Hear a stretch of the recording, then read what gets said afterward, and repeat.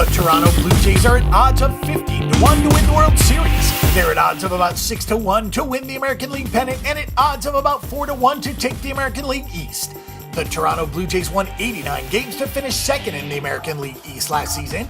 Then they defeated Baltimore in the wildcard game and swept Texas in the American League Division Series before falling to Cleveland in the American League Championship Series. It was their second American League Championship Series loss in a row. The Blue Jays extended the tenure of manager John Gibbons, who is looking to get the team over the hump to get to the World Series. This will be a huge year for the Toronto franchise. The Blue Jays, in a strange contract saga, lost Edwin Encarnacion to Cleveland. They'll miss Encarnacion's bat, but they can make up for it. Josh Donaldson continues to be an MVP candidate, and the Blue Jays have a motivated Jose Bautista now hitting cleanup. Kendrys Morales hit 30 home runs last season in Kansas City. He turns 34 in June, and he knows why he is in Toronto this season. The Blue Jays need Troy Tulowitzki to be more consistent, and if Devin Travis can stay healthy, he will hit leadoff. While it is never easy to lose someone like Encarnacion, Toronto does have the pieces to soften the blow. In the field, the Blue Jays were pretty good, even though Donaldson had 14 errors and Travis had 11 in 99 games. The rotation tied with the Chicago Cubs for the Major League Baseball lead in quality starts with 100, and they lost only R.A. Dickey to Atlanta. The Blue Jays have a 1-2 punch with Marco Stroman and Aaron Sanchez at the top of the rotation, and they can pitch with anyone on any given day. The surprise of the year was J.A. Happ, who had 20 wins, and while no one should expect that again from him, Happ should be able to stay above double-digit wins.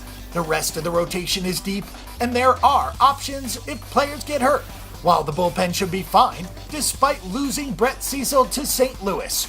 Roberto Osuna went from 20 saves in 2015 to 36 in 2016, and 40 saves is not out of the question this year.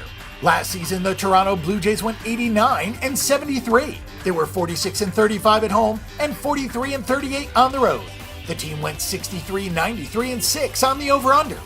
Some players to watch for 2017, Jose Bautista had his own contract issues last year and only wound up signing a one-year deal, albeit for $18 million. The 36-year-old isn't getting any younger, but Bautista has plenty of motivation for this season, and even though he hit just 22 home runs last season, a 30-homer season is definitely on the table. Troy Tulowitzki has been good since coming from Colorado, but he hasn't been the player that he was there. That being said, you have to factor in where he played before at Coors Field. But at 32 years old, Tulowitzki has lost some bat speed and he has injury problems. The Blue Jays at least need him to be more consistent.